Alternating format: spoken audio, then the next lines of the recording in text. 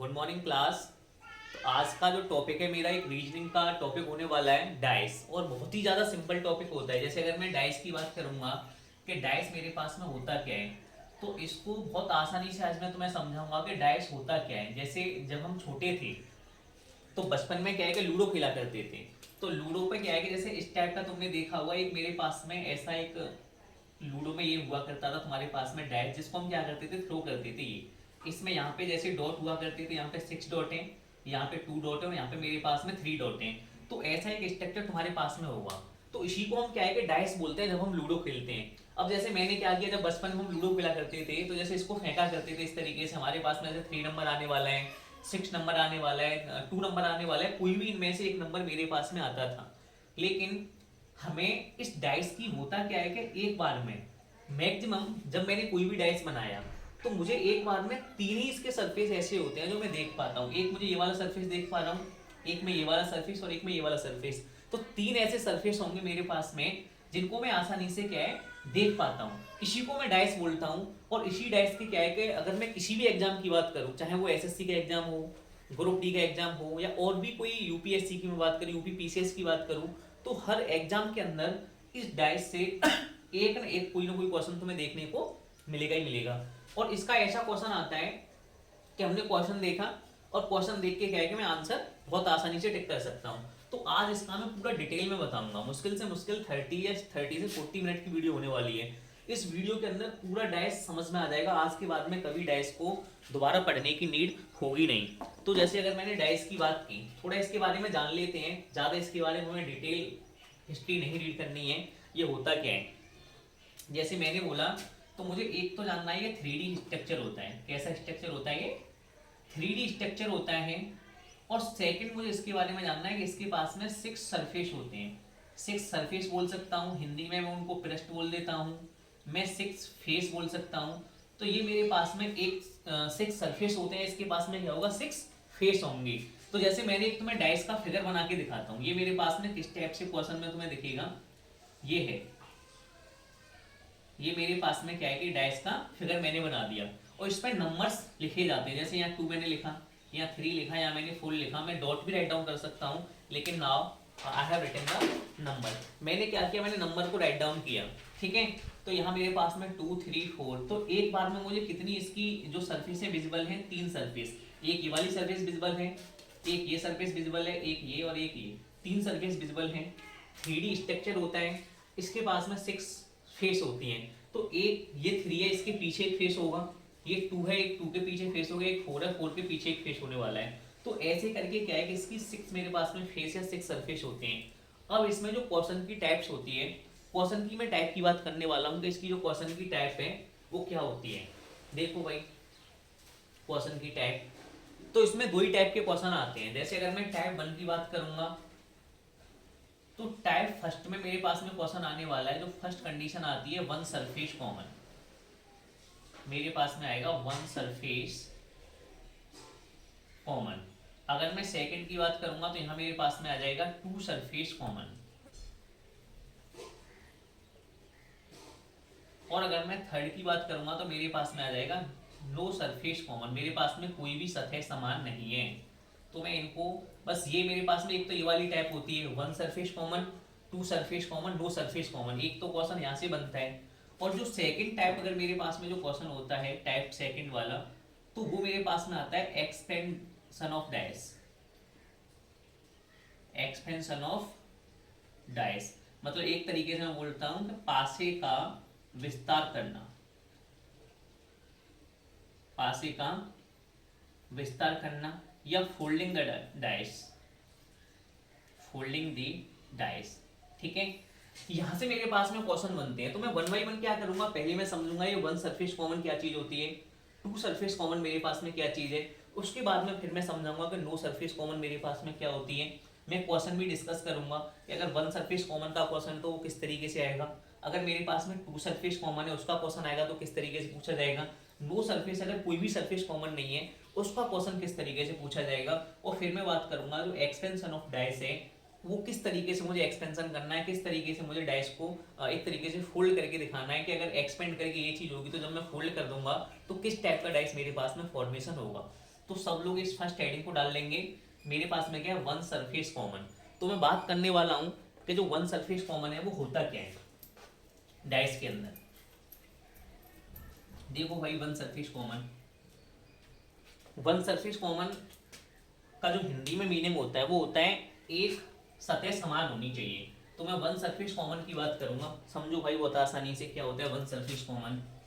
तो ये मेरे पास में है वन सरफेस कॉमन, एक सतह का समान होना। देखो भाई, वन सरफेस कॉमन का मीनिंग क्या है, जैसे मैंने कोई भी डाइस लिया, ये मैंने एक डाइस लिया, ये मेरे पास में एक डाइस है,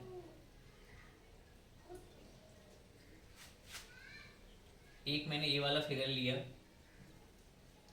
ये भी डाइस है, डाइस की टू पोजीशन है ये। तो मैंने क्या बोला, यहाँ पे कोई भी नंबर मैंने राइट डाउन किया, सपोज दैट यहाँ मैंने राइट डाउन किया A, this is the B and this is the C, और यहाँ मैंने राइट डाउन किया C, this is the D and this is the E, ये मैंने राइट डाउन किया। और हमेशा अगर कभी डाइस के अंदर जो क्वेश्चन पूछा जाता है ना, कभी भी क्वेश्चन पूछा जाएगा तो वो तुमसे यही पूछेगा कि डी के अपोजिट में क्या आने वाला है, ई के अपोजिट में क्या आने वाला है, सी के अपोजिट में क्या आने वाला है। तो इस टाइप से हमेशा यही क्वेश्चन पूछा जाएगा कि बी के अपोजिट में क्या आएगा, सी के अपोजिट में क्या आएगा, या इसके अपोजिट में कौन सा नंबर होगा। तो एक तो पहले क्वेश्चन समझो कि अगर मेरे पास में कभी भी क्वेश्चन पूछा जाएगा तो हमेशा पूछा जाएगा कि what is the opposite of C, जो अब सी के अपोजिट फेस पे क्या होने वाला है। तो यहाँ मैं बोल सकता हूँ अपोजिट फेस ऑफ सी क्या होने वाला है, इस तरीके से क्वेश्चन आएगा, अपोजिट फेस ऑफ सी, इस तरीके से क्वेश्चन आ सकता है। डी का अपोजिट फेस पूछ सकता है, ई का अपोजिट फेस पूछ सकता है। तो इस क्वेश्चन को सॉल्व करने से पहले मुझे क्या है कि ये चीज समझनी है कि जो ये डाइस है, मैंने बताया था ना इसमें मुझे तीन कंडीशंस होती हैं। पहली वाली ये कंडीशन है कि यहाँ मेरे पास में वन सरफेस कॉमन है, टू सरफेस कॉमन है, या कोई भी सरफेस कॉमन नहीं है, नो सरफेस कॉमन है। तो मैंने क्या किया, मैंने इस डाइस को देखा, डाइस को देखने के बाद में मेरे पास में यहाँ भी तीन सरफेस हैं, 1 2 3, यहाँ भी तीन है 1 2 3। मुझे देखना है कि यहाँ पे कोई ऐसा सरफेस है जो दोनों में कॉमन है। तो मुझे यहाँ पे क्या लग रहा है, देखो सी यहाँ भी कॉमन है और यहाँ भी कॉमन है। तो सी मेरे पास में एक ऐसा सरफेस हुआ कि वो दोनों डाइस के अंदर कॉमन है। ये पोजीशन है, पहली वाली पोजीशन में मैंने डाइस फेंका तो ये कंडीशन आई, दोबारा मैंने डाइस फेंका तो ये कंडीशन आई, और जो मेरे डाइस पे मैंने लेटर को राइट डाउन किया तो मैंने ए से लेके ए बी सी डी ई और एफ, मैंने ये नंबर इस पे क्या है डाइस पे राइट डाउन कर रखे हैं, ए से लेके एफ तक अल्फाबेटिकल नंबर्स हैं, अल्फाबेटिकल ऑर्डर में मैंने इसको राइट डाउन कर रखा है। अब देखो मेरे पास में कॉमन क्या है, यहाँ पे सी है, यहाँ भी कॉमन क्या है मेरे पास में सी है, वन सरफेस कॉमन है। तो मैं क्या करूंगा, इस सी को उठाऊंगा, मैंने सी को ले लिया, और क्लॉकवाइज डायरेक्शन में, क्लॉकवाइज का मीनिंग क्या है, जिस तरीके से जैसे हमारी क्लॉक इस तरीके से चलती है जो घड़ी चलती है, तो इसको मैं बोलता हूँ क्लॉकवाइज डायरेक्शन। क्या बोलता हूँ मैं, क्लॉकवाइज डायरेक्शन। जैसे हमारी घड़ी की डायरेक्शन होती है, जैसे हमारी घड़ी चलती है सब लोग जानते ही हैं, उसे मैं बोलता हूँ क्लॉकवाइज डायरेक्शन। तो मैंने क्या किया, इस डायरेक्शन में राइट डाउन करना स्टार्ट किया। जैसे मैंने सी लिया और सी से मैं ऐसे नंबर को राइट डाउन करूंगा, सी के बाद में कौन आया बी, और बी के बाद में कौन आया ए, ये मैंने राइट डाउन कर लिया। फिर मैंने यहाँ भी सी लिया, ले लिया सी, और फिर मैंने इसी डायरेक्शन में क्लॉकवाइज डायरेक्शन में जैसे घड़ी चलती है, सी के बाद में कौन आ रहा है ई, और ई के बाद में कौन आ रहा है डी, मुझे इस तरीके से राइट डाउन करना होता है। अब क्वेश्चन में क्या पूछा है, अपोजिट फेस ऑफ सी, जो मेरे पास में सी है और जो सी का अपोजिट फेस होगा उसमें क्या आने वाला है। तो देखो अगर दोनों नंबर सेम होते हैं ना, तो जो हमारे पास में जो हिडन नंबर होगा, जो हिडन अल्फाबेटिकल मेरे पास में नंबर है वो कौन सा है, हिडन यहाँ कौन सा है, देखो ए भी आ गया, बी भी आ गया, डी भी आ गया, ई भी आ गया। मेरे पास में एक एफ ऐसा नंबर है जो नहीं आया, तो सी का अपोजिट कौन हो जाएगा, जो हिडन नंबर होगा वो सी का एक तरीके से अपोजिट हो जाएगा। तो ये मेरे पास में हो जाएगा सी का अपोजिट एफ। और अगर मुझे ए का अपोजिट पूछता तो मैं डायरेक्ट आंसर कर देता, ए का अपोजिट कौन है डी, और बी का अपोजिट कौन है मेरे पास में ई। तो यहाँ मैं राइट डाउन कर लूंगा अपोजिट ऑफ ए। अगर मुझे पूछता अपोजिट ऑफ ए, तो अपोजिट ऑफ ए मेरे पास में क्या होता है, डी हो जाता। और अगर मैं बी के अपोजिट की बात करता तो बी का अपोजिट मेरे पास में क्या हो जाता, ई हो जाता। कैसे भी क्वेश्चन पूछा जा सकता है, अगर ई का अपोजिट पूछता तो बी, बी का पूछता तो ए। तो जो हिडन सरफेस था, हिडन सरफेस पे वो नंबर आएगा जो मेरे डाइस में राइट डाउन नहीं है। तो एफ नहीं था, तो सी का मीनिंग क्या हो जाएगा, तो जो सी का अपोजिट होगा वो क्या होगा, एफ होगा। तो ये वाली जो कंडीशन होती है वो क्या है कि वो वन सरफेस कॉमन वाली बात होती है। अगर मेरे डाइस में एक सतह समान हो तो मैं इस टाइप से क्वेश्चन को करूंगा। और भी मैं क्वेश्चन ले सकता हूँ, जैसे अगर फॉर एग्जाम्पल मैं और भी क्वेश्चन लूँ, देखो थोड़ा स्पीड से बताऊंगा। दूसरा क्वेश्चन,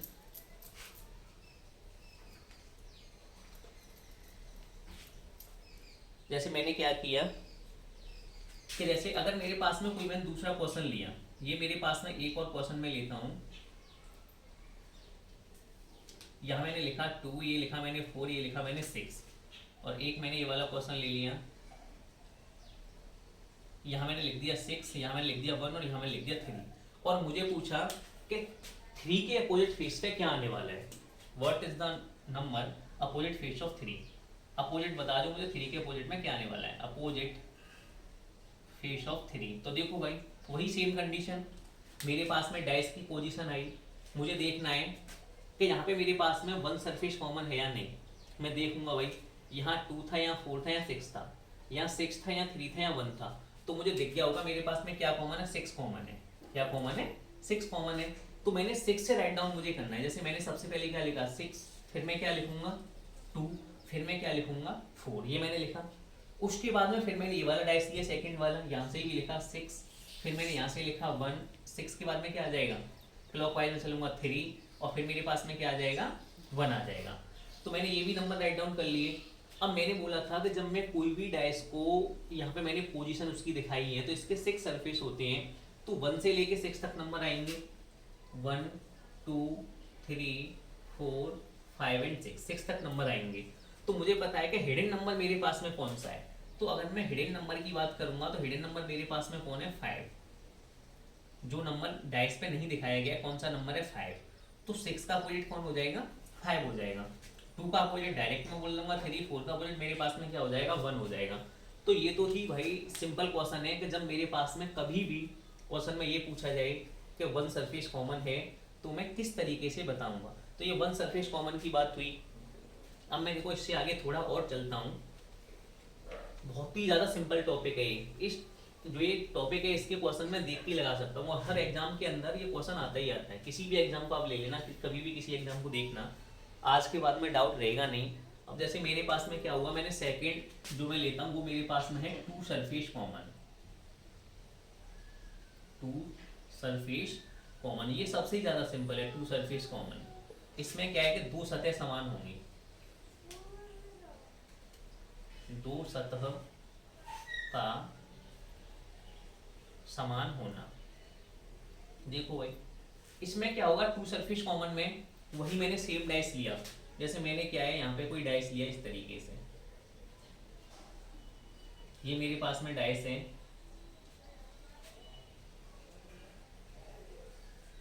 एक मैंने ये वाला डाइस लिया और मैंने बोल दिया कि इस डाइस पे ए से लेके ई तक C D A B C D E और एफ, ये मेरे पास में इस पे अल्फाबेटिकल नंबर है जो इस पर राइट डाउन है। तो मैंने क्या बोला यहाँ पे लिख दिया सपोज दैट ए, यहाँ लिख दिया बी, यहाँ लिख दिया सी, और मैंने यहाँ लिख दिया डी, और यहाँ मैंने लिखा ए, और यहाँ मैंने लिखा बी। तो देखो ये भी मेरे पास में क्वेश्चन आया। अब इस क्वेश्चन में मैंने क्या बोला है कि 2 सतह का समान होना, या मेरे पास में क्या है 2 सरफेस कॉमन। सरफेस मेरे कौन से होते हैं जो मुझे दिख रहे हैं। तो देखो इसमें कौन से सरफेस कॉमन है, ए बी यहाँ भी कॉमन है और ए बी यहाँ भी कॉमन है। तो जब ये सरफेस जो कॉमन होते हैं, जैसे ए बी कॉमन था यहाँ और ए बी कॉमन था यहाँ पे, तो इन दोनों को छोड़ के जो बचा, कौन बचा मेरे पास में सी बचा, ठीक है। और सी का अपोजिट क्या हो जाएगा मेरे पास में डी हो जाएगा। क्या हो जाएगा भैया सी का अपोजिट डी हो जाएगा। इन दोनों को हटा दो, जैसे ये मेरे पास में ए बी यहाँ कॉमन था, ए बी यहाँ मेरे पास में कॉमन था, तो बचा क्या सी, सी का अपोजिट मेरे पास में क्या हो जाएगा डी हो जाएगा। तो ये बहुत ज़्यादा सिंपल है, बस 2 सरफेस जैसी कॉमन दिखेंगे, डायरेक्ट में जो नंबर बचा हुआ है वो उसका अपोजिट नंबर हो जाएगा। अब बात आती है, किसी ने पूछ लिया कि ए और बी का अपोजिट क्या होगा, तो ए और बी का अपोजिट अगर मैं बात करूंगा तो देखो भाई ए और बी का अपोजिट क्या होगा। इसका अपोजिट फाइंड आउट करने के लिए जो नंबर्स हैं जो यहाँ पे लिखे हुए नहीं है, ऐसे कौन से नंबर है जो यहाँ पे नहीं लिखे हुए हैं, जैसे ए बी लिखा है और सी भी लिखा हुआ है, डी भी लिखा हुआ है, ई और एफ ऐसे नंबर हैं जो इन डाइस में शो नहीं हुए हैं। तो ए और बी का अपोजिट क्या हो जाएगा, या तो ई होगा या मेरे पास में क्या होगा एफ होगा। तो ये भी क्वेश्चन तुमसे पूछा जा सकता है, ये भी बहुत अच्छा क्वेश्चन है कि ए और बी के अगर अपोजिट में पूछा जाएगा तो क्या हो जाएगा, या तो ई होगा या मेरे पास में क्या होगा, एफ होगा। तो जो ये वाली बात थी, किसकी बात थी, टू सरफेस कॉमन की। अगर मेरे पास में दो सतह समान हैं तो मैं इसकी बात करूंगा। अब थोड़ा आगे और चलते हैं। अभी ये अभी सेकंड कंडीशन हुई है। अब एक थर्ड कंडीशन और है। थर्ड कंडीशन हमने क्या बोला था, नो सरफेस कॉमन। अगर मेरे पास में कोई भी सतह समान नहीं है उसको मैं कैसे करूंगा। तो ये मेरे पास में मैं थर्ड की बात करने वाला हूं, नो सरफेस कॉमन। कोई भी सतह समान नहीं है, कोई भी सतह समान नहीं है। अगर नो सरफेस कॉमन होगा, इसको मैं कैसे करूंगा। इसको मैंने क्या किया है, नो सरफेस कॉमन को मैंने टू पार्ट में डिवाइड किया है, जहां कोई भी सरफेस कॉमन नहीं है। और एक चीज हमेशा राइट डाउन करना कि जब कोई भी सरफेस कॉमन नहीं होगा तो ऐसे डायस पे ओनली क्या राइट डाउन किया जाता है, only numbers can be written, only numbers can be written on the dice. केवल नंबर लिखे जाते हैं। क्या लिखा जाता है, केवल संख्या लिखी जाती हैं।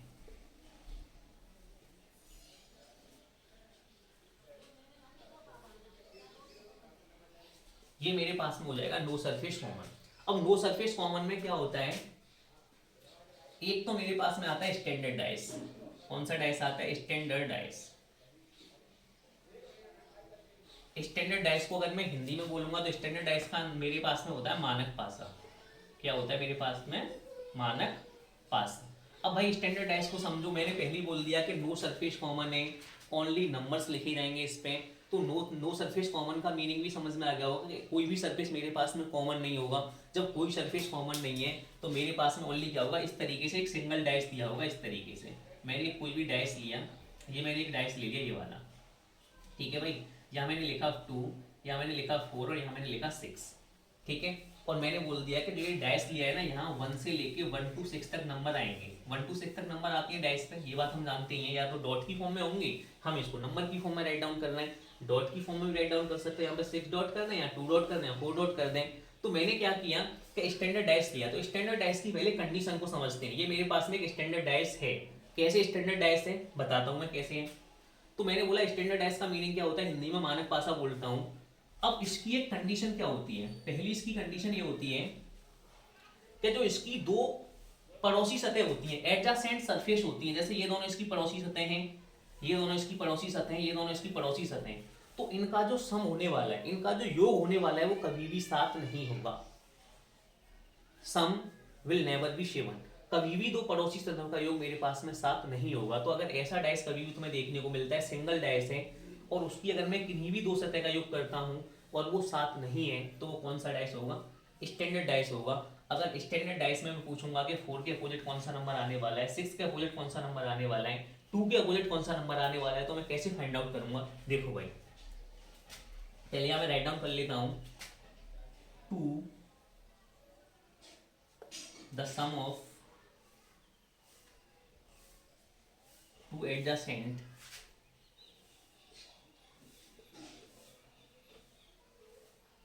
surface will not be given। मैंने क्या बोला है कि जो दो पड़ोसी सतह हैं, दो पड़ोसी सतहों का योग सात नहीं होगा, ठीक है भाई। तो ये मेरे पास में स्टैंडर्ड डाइस हुआ। अब देखो मैंने 6 और 2 को ऐड किया, 8 आया, 4 और 6 को ऐड किया, 10 आया, 2 और 4 को ऐड किया, 6 आया, 7 नहीं आया। तो अगर ऐसा डाइस मेरे पास में कभी भी आता है तो वो कौन सा डाइस होता है, स्टैंडर्ड डाइस होता है। उसको मैं मानक पासा बोलता हूँ। और मैंने पहले ही बोल दिया कि जहाँ कोई भी सरफेस कॉमन नहीं होती है, we are writing only numbers. मैं क्या राइट डाउन करता हूँ वहाँ पे, मैं ओनली नंबर्स को राइट डाउन करता हूँ। तो दो पड़ोसी सतहों का योग साथ नहीं होगा। बट कंडीशन इसमें क्या है, but the sum of opposite face या the sum of opposite faces will be seven. मतलब जो पड़ोसी सतह है उनका योग कभी साथ होने वाला नहीं है, लेकिन विपरीत सतहों का योग हमेशा क्या होगा, साथ होगा। लेकिन विपरीत सतहों का योग हमेशा साथ होगा। मतलब पड़ोसी सतह उनका योग साथ होने वाला नहीं है, लेकिन जो भी मेरे पास में जो अपोजिट साइड्स हैं, अपोजिट फेस हैं, उनका योग सेवन होगा। जैसे मैंने बोला 4 के अपोजिट में क्या आने वाला है, तो मैंने पहले ही बोला है कि जब मेरे पास में जो विपरीत सतह हैं उनका योग साथ होगा, तो 4 के जो भी विपरीत आएगी उसका सम मेरे पास में क्या होगा, 7 होने वाला है। तो अगर उसके सम 7 होने वाला है तो 4 के विपरीत में कौन सा नंबर राइट डाउन करूंगा, 7 हो जाएगा। तो यहाँ से मैं बोल दूंगा कि जो 4 है, 4 के अपोजिट मेरे पास में क्या आ जाएगा, 3 आ जाएगा। 6 के अपोजिट मेरे पास में क्या आ जाएगा, 1 आ जाएगा। और 2 के अपोजिट मेरे पास में क्या आ जाएगा, 5 आ जाएगा। बात को समझो, ये सब अपोजिट है। क्या ये सब अपोजिट नंबर हैं। कैसे होगा, मैंने पहले ही बोला है कि जो दो पड़ोसी सतह हैं उनका सम साथ होने वाला नहीं है, लेकिन जो विपरीत सतह हैं उनका सम मेरे पास में क्या होगा, साथ होगा। तो मैंने यहाँ पे बोला 2 और 6 को मैंने ऐड किया 8, 6 और 4 को ऐड किया 10। तो ये पड़ोसी सतह हैं, इनका योग साथ नहीं है। ये एडजेसेंट सरफेस है, इनका योग साथ नहीं है। लेकिन जो इनके विपरीत सतह हैं उनका योग साथ होगा। तो मैं 4 में क्या ऐड करूँ कि मेरे पास में 7 आ जाएगा, 3 ऐड करना पड़ेगा। तो 4 का बुलेट क्या हो जाएगा, 3। 6 का बुलेट क्या हो जाएगा, 1, क्योंकि 6 और 1 क्या होता है, 7। 2 में क्या ऐड करूँ, 7 हो जाएगा, 5 ऐड कर दूंगा। तो इनका विपरीत का सम 7 होता है, तो 2 में मैंने 5 ऐड किया, क्या आया, 7 आया। तो यही 2 का बुलेट क्या हो जाएगा, 5 हो जाएगा। 6 का बुलेट क्या हो जाएगा, 1 हो जाएगा। 4 का बुलेट मेरे पास में क्या हो जाएगा, 3 हो जाएगा। तो ये वाली बात समझ में आई या नहीं आई भाई। इसके बाद में अगर मैं थोड़ा सा आगे और चलूँ तो ये स्टैंडर्ड डाइस की बात होगी। स्टैंडर्ड डाइस के और भी क्वेश्चन हम करेंगे, बताएंगे अभी स्टैंडर्ड डाइस और जनरल डाइस को किस तरीके से रिकॉग्नाइज करेंगे, how we are able to recognise standard dice and non standard dice और जनरल डाइस, देखते हैं भाई। अब इसी में एक तो था स्टैंडर्ड डाइस मेरे पास में, और एक और मेरे पास में आने वाला है, उसी में बोलता हूँ जनरल डाइस। वो मेरे पास में आएगा नंबर 2 पे, या तो मैं बोल दूँ उसे नॉन स्टैंडर्ड डाइस, या मैं उसको बोल दूँ जनरल डाइस। इसको मैं बोलता हूँ सामान्य पासा। अब वही सेम चीज, जस्ट ये बस क्या है, उसका अपोजिट होने वाला है। जैसे अभी मैंने बोला था कि जो मेरे पास में एडजेसेंट सरफेस हैं उनका सम मेरे पास में क्या था, 7 नहीं था, लेकिन अपोजिट साइड का सम मेरे पास में क्या था, 7 था। यहाँ पे क्या आने वाला है, the sum of adjacent side, sum of any two adjacent side will be 7,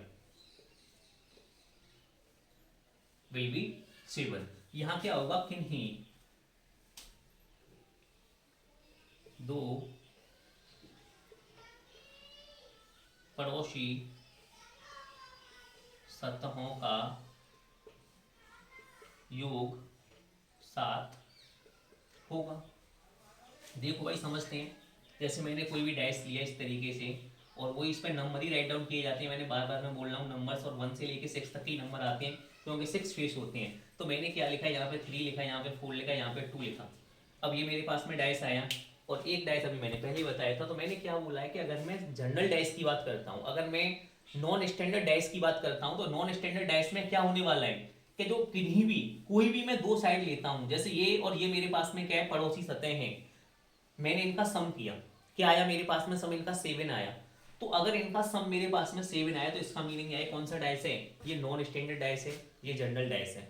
अगर ये जनरल डाइस हुआ, तो जनरल डाइस में मैं किस तरीके से अपोजिट फाइंड आउट करूंगा। जैसे मुझे किसी के भी अपोजिट पूछा जाए, जैसे मैंने बोला अपोजिट ऑफ 2, मुझे ये बता दो कि 2 के अपोजिट में क्या आने वाला है, अपोजिट फेस ऑफ 2। तो अगर 2 के अपोजिट पूछा तो मैं क्या करूंगा, जो भी जैसे मेरे पास में नंबर लिखे जाते हैं 1 2 3 4 5 6, ये मेरे पास में नंबर लिखे जाते हैं, और मैंने पूछा कि अपोजिट फेस पे क्या आएगा, 2 के अपोजिट फेस ऑफ 2। तो जो नंबर बचे हुए हैं जो यहाँ पे गिवन नहीं है, तो उनमें से कोई भी अपोजिट में आ सकता है। जैसे ये 2 के अपोजिट में पूछा, या मैं 4 के अपोजिट पूछा, या 3 के अपोजिट पूछता, तो कोई भी अगर मैं नंबर लेता, कौन कौन सा नंबर बचा हुआ है, 2 4 3 आ गया, तो मेरे पास में 2 आ गया, 4 आ गया, और ये 3 आ गया। तो मेरे पास में क्या बचा है, 1 बचा है, 5 बचा है, 6 बचा है। तो 2 के अपोजिट में क्या आ जाता, 1 5 6 में से कोई भी नंबर हो सकता था 156, ये होता 2 के अपोजिट में कोई भी नंबर इनमें से। ऐसे में 3 के अपोजिट पूछता सेम आंसर रहता 156, 4 के अपोजिट में पूछता सेम आंसर रहता 156। तो ये मेरे पास में होता है नॉन स्टैंडर्ड डाइस। अब बताओ ये वाली बात आपकी समझ में आई है नहीं है? ये पहली टाइप थी, वन सरफेस कॉमन होगा तो मैं कैसे फाइंड आउट करूंगा, टू सरफेस कॉमन होगा तो मैं कैसे फाइंड आउट करूंगा, और अगर मेरे पास में नो सरफेस कॉमन है फिर उसको मैंने टू पार्ट में डिवाइड किया। स्टैंडर्ड डाइस क्या होता है, नॉन स्टैंडर्ड डाइस क्या होता है? स्टैंडर्ड डाइस में फिर मैंने बताया आपको कि अगर मेरे पास में कोई भी दो पड़ोसी सतह हैं उनका योग मेरे पास में 7 नहीं होगा। अगर 7 नहीं है तो फिर मैं अपोजिट कैसे निकालता हूँ कि उसकी जो विपरीत सतह हैं उनका सम मेरे पास में 7 होगा। अगर मेरे पास में 5 लिखा था तो 5 में मैंने 2 ऐड कर दिया तो 7 हो जाएगा। इसका मतलब है 2 क्या हो जाएगा, अपोजिट नंबर हो जाएगा। ऐसा डाइस आया तुम्हारे पास में, क्वेश्चन में कभी भी नहीं लिखा रहता है कि ये स्टैंडर्ड डाइस है या this is the non standard dice, you have to be recognise yourself. तुम्हें खुद ही पहचानना पड़ेगा कि which type of dice we have, हमारे पास में कौन से प्रकार का डाइस है। तो मैंने क्या बोला, ऐसे डाइस आया, तुमने देखा भाई, तुमने देखा 4 और 3, ये तो 7 होता है। 7 का मीनिंग क्या है? अच्छा ये तो कौन सा डाइस है, जनरल डाइस है, नॉन स्टैंडर्ड डाइस है। तो नॉन स्टैंडर्ड डाइस को मैं कैसे सॉल्व करता हूँ, मैंने बता ही दिया है कि जो number that can not be show here I will write it here. This will be the opposite of 2, 1, 5 and 6. Any number of them will be opposite. इनमें से कोई भी नंबर ऐसा हो सकता है वो इनके क्या है, अपोजिट में हो जाएगा। तो एक तो ये वाली पहली कंडीशन थी। ये वाली बात मुझे लग रहा है कि आप सभी के समझ में आ गई होगी। कोई भी बुक खोल लेना किसी भी एग्जाम की, ऐसा कोई भी क्वेश्चन नहीं होगा कि जो आपके समझ में नहीं आए। एग्जामिनर क्या करता है कभी कभी, अभी मैं बात करूंगा उसकी भी, पहले एक तुम्हें और मैं क्वेश्चन बताऊं। जैसे कभी कभी एग्जामिनर क्या करेगा, जैसे हमेशा ये नहीं है कि वो तुम्हें नंबर ही देगा, कभी कभी वो क्या करेगा, जैसे उसने डाइस का फॉर्मेशन किया, इस तरीके से डाइस बनाया, यहाँ ये डाइस बनाया और एक उसने ये वाला डाइस बना दिया। तो उसने क्या किया, यहाँ पे डॉट दे दिया, 2 डॉट यहाँ पे दे दी, यहाँ पे उसने 3 डॉट दे दी और यहाँ पे उसने क्या किया, 5 डॉट दे दिया, ठीक है। और यहाँ मेरे पास में क्या किया, उसने यहाँ भी 5 डॉट दे दी और यहाँ पे 2 डॉट दे दी और यहाँ पे दे दिया 1 2 3 4 डॉट। अब हमें क्या करना है कि मैंने डाइस को देखा, देखने से मैं पहचानूंगा भाई यहाँ भी 2 डॉट है, यहाँ भी 2 डॉट है, या 5 डॉट है या 5 डॉट है। तो वो पूछेगा कि जो 4 डॉट है उनके अपोजिट में क्या आने वाला है। तो 4 डॉट थी। अब मैंने क्या बोला था, अगर 2 सरफेस कॉमन होते हैं तो जो बचा हुआ सरफेस होता है उसकी क्या हो जाता है, अपोजिट हो जाता है। तो बचा हुआ सरफेस कौन सा था, ये मेरे पास में 4 डॉट है और ये क्या 3 डॉट है। तो मेरा सीधा सीधा आंसर क्या हुआ, इसके अपोजिट में क्या आ जाएगा, 3 आ जाएगा। तो इस तरीके से मैं चीज़ों को कर सकता हूँ, डॉट को देख के परेशान नहीं होना है। दूसरी बात, कभी कभी वो क्या करता है, डॉट की जगह पे, यहाँ वो डॉट की जगह पे क्या करेगा, लिख देगा बैगनी नीला पीला, फिर यहाँ लिख देगा बैगनी हरा गुलाबी और पूछेगा कि मुझे नीले के अपोजिट बता दो क्या आएगा। तो वही सेम चीज़, जैसे मैंने यहाँ लिख दिया बैगनी, ये मेरे पास में है बैगनी, यहाँ मैंने लिखा नीला और यहाँ मैंने लिखा पीला, यहाँ मैंने लिखा पीला, ये मेरे पास में है काला और ये मेरे पास में गुलाबी, ये मैंने लिखा। अब वो तुमसे पूछेगा कि नीले के अपोजिट में क्या आने वाला है। तो देखो नीले के अपोजिट में क्या आने वाला है तो मैं कैसे करूँगा, अगर नीले के अपोजिट मुझे फाइंड आउट करना है, मुझे देखना पड़ेगा वन सरफेस कॉमन कौन सा है। तो देखो वन सरफेस कॉमन में क्या है, यहाँ भी पीला है, यहाँ भी पीला है। तो मैंने पहले ही बोला है कि मैं पीले से स्टार्ट करूँगा, ये मैंने लिखा यहाँ पे पीला। वन सरफेस कॉमन होता है तब पीला लिखा, और मैं क्या करूँगा, हमेशा घड़ी की डायरेक्शन में, क्लॉकवाइज डायरेक्शन में चलूँगा। यहाँ पीला आया, पीला के बाद में फिर यहाँ पे क्या आने वाला है, बैगनी, और बैगनी के बाद में फिर यहाँ पे क्या आ जाएगा, नीला। दूसरा फिर मेरे पास में यहाँ पे आ गया पीला, पीले के बाद में क्या आ जाएगा, गुलाबी, और गुलाबी के बाद में फिर क्या आ जाएगा, काला। अब मुझे पूछा है कि नीले के अपोजिट में क्या है, तो नीले के अपोजिट में क्या हो जाएगा, काला। बैगनी के अपोजिट में क्या हो जाएगा, गुलाबी। और अगर पीले के अपोजिट में पूछा जाता तो यहाँ पे मुझे 6 कलर दिए होते, जो कलर मेरे पास में बचा हुआ होता वो किसके अपोजिट में हो जाता, पीले के अपोजिट में हो जाता। तो ये वाली बात थी कि जब मेरे पास में कोई भी सरफेस कॉमन नहीं होगा। अब एक और मेरे पास में कंडीशन बची हुई है, उसको और रीड करते हैं। उसको रीड करने के बाद में पूरा डाइस मेरे पास में क्या फिनिश हो जाएगा। उसकी कुछ कंडीशंस होती हैं, जैसे मैंने क्या किया, डाइस को एक्सपेंड किया, एक्सपेंशन ऑफ डाइस।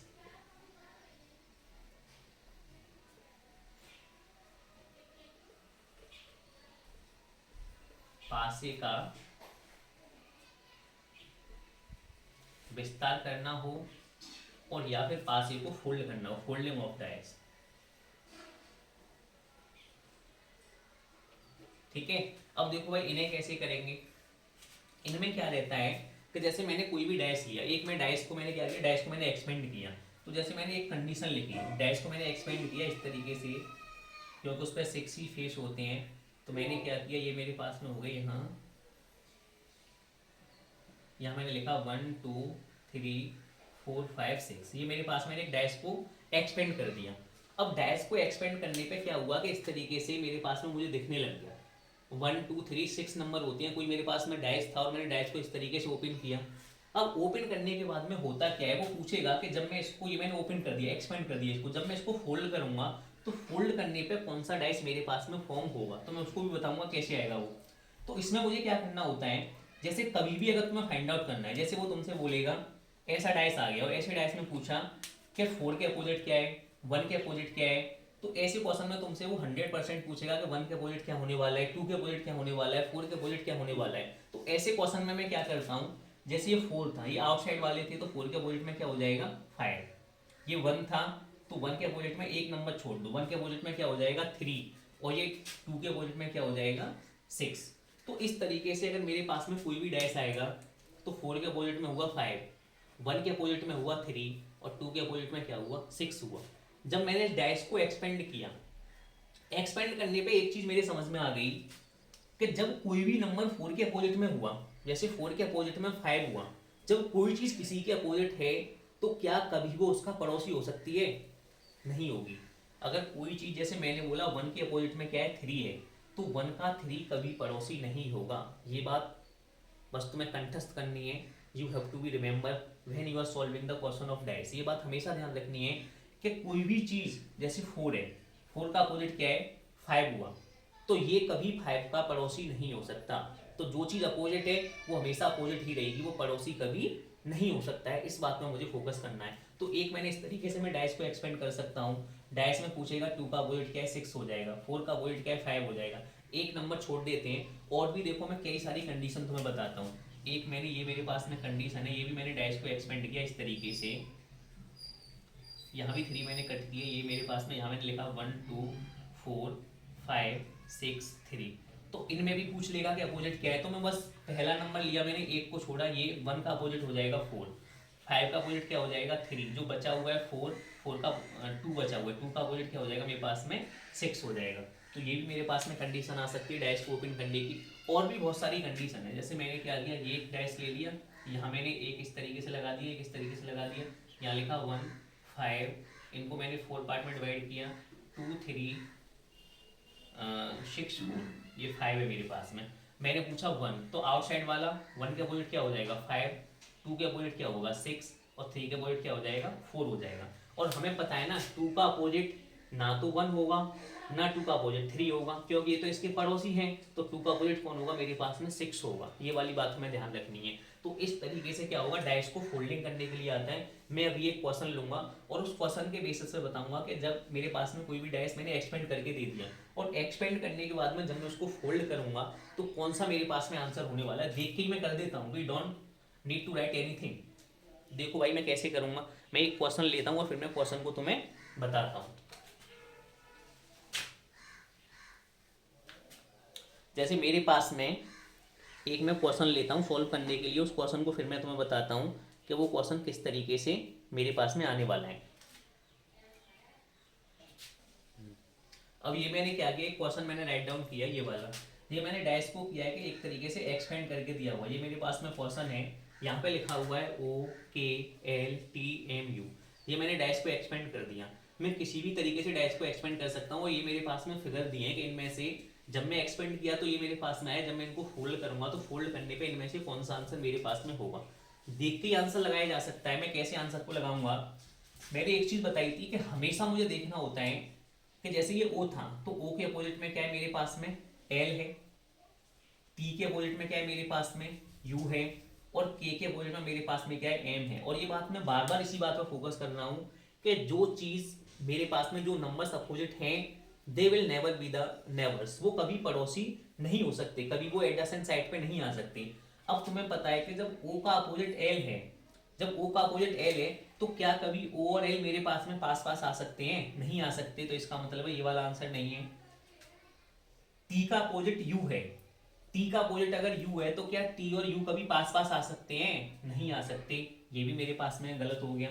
और मुझे क्या है कि के है, ये के का अपोजिट मेरे पास में क्या है? एम। जब के का अपोजिट एम है तो ये जब एक दूसरे के अपोजिट हैं तो ये फिर भैया पास पास कैसे आ गए? तो पास पास तो नहीं आ सकते, तो ये भी आंसर क्या हुआ? गलत हुआ। तो मेरे पास में कौन सा करेक्ट आंसर होगा? This is the right answer. तो ऐसे करके एक्सपेंशन ऑफ डाइस आएगा। तो मैं क्या करूंगा, ऐसे मुझे देखना है कि जो चीज ओ के अपोजिट है एल, वो कभी पास में नहीं आएगी। They will never be the neighbours, वो कभी पड़ोसी नहीं हो सकते हैं। तो जब ओ का अपोजिट मेरे पास में एल था तो ओ और एल कभी साथ साथ नहीं आएंगे। बस मुझे इस तरीके से मैं देखूंगा, अगर ओ और एल मेरे पास में साथ साथ हैं तो ये मेरे पास में आंसर कभी नहीं होगा। तो एक तो मैंने ये क्वेश्चन लिया, मैं एक क्वेश्चन और लेता हूं। अब एक ये मैंने क्वेश्चन और लिया है। इस क्वेश्चन में क्या है कि मेरे पास में 4 फिगर है। पहला ये वाला फिगर है, सेकंड ये वाला फिगर है, और थर्ड मेरे पास में ये वाला फिगर है, और फोर्थ मेरे पास में ये वाला फिगर है। इस फिगर में क्या बोला है, जैसे ये 4 फिगर दे दी है और उन्होंने पूछा है कि अपोजिट फेस ऑफ 3 क्या होने वाला है। लेकिन अभी तक जो हमने बात की है वो यही बात की है कि अगर मेरे पास में 2 डाइस होंगे तो मैं देख लूंगा उनमें से कौन सा सरफेस कॉमन है और मैं उसके बेसिस पे आंसर कर दूंगा। तो ये फिक्स नहीं है, मेरे पास में 3 फिगर भी आ सकते हैं, 4 भी आ सकते हैं, और मतलब मैक्सिमम 4 तक आएंगे। मुझे क्या करना होता है, वही जो कंडीशन मैंने अभी तुम्हें बताई थी। अब जैसे अपोजिट फेस ऑफ 3 पूछा है तो मैं क्या करना है, कोई भी इनमें से 2 डाइस ऐसे चूज करने हैं कि वहां तुम आसानी से 3 के अपोजिट में नंबर को फाइंड आउट कर पाओ। जैसे मैंने क्या किया कि एक मेरे पास में यहाँ भी 6 4 मुझे दिख रहा है और यहाँ भी मेरे पास में 6 4 दिख रहा है। तो मैं क्या करूंगा कि अगर जैसे ये 6 4 है और ये भी 6 4 है, तो मैंने क्या बोला था, अगर 2 सरफेस मेरे पास में कॉमन है तो देखो यहाँ भी 2 सरफेस कॉमन है, यहाँ भी 2 सरफेस कॉमन है, तो जो 3 है तो 3 के अपोजिट में कौन हो जाएगा? 5 हो जाएगा। तो मैं डायरेक्ट यहाँ से आंसर क्या कर दूंगा कि जो 3 है उसके अपोजिट में कौन सा नंबर आएगा? 5 नंबर आएगा। तो ऐसा नहीं है कि मुझे चीज़ें राइट डाउन करने की नीड है, बहुत ज़्यादा सिंपल टॉपिक है। पूरी वीडियो फिनिश हो चुकी है, बहुत आसानी से इसको पूरा अपना नोट्स बनाना, पूरी वीडियो को देखो एक बार। कोई भी क्वेश्चन तुम्हारा ऐसा नहीं होगा जो समझ में नहीं आए। तो इस टाइप का क्वेश्चन आएगा तुम्हारे पास में, वो मैंने तुम्हें समझा ही दिया। और भी जैसे क्वेश्चन में देना चाहूँ तुम्हें, तो 3 का वेट क्या हो जाएगा? 5 हो जाएगा। तो हम यहाँ भी 2 सरफेस कॉमन है, यहाँ भी 2 सरफेस कॉमन है। मैंने ये वाला डाइस उठाया, ये वाला डाइस उठाया, तो कोई भी मैं 2 डाइस ले सकता हूँ। और 2 डाइस लेने के बाद में फिर मैं उसके बेसिस पे क्या है कि मैं 3 का अपोजिट फाइंड आउट कर सकता हूँ बहुत आसानी से। ठीक है, जैसे अगर कोई बोलता मुझे कि सर आपने ये 2 और 4 क्यों नहीं लिया, तो अगर मैं 2 और 4 को लूंगा तो यहाँ मेरे पास में 3 और 1 सेम है, यहाँ भी मेरे पास में 3 और 1 सेम है, 2 सरफेस कॉमन है।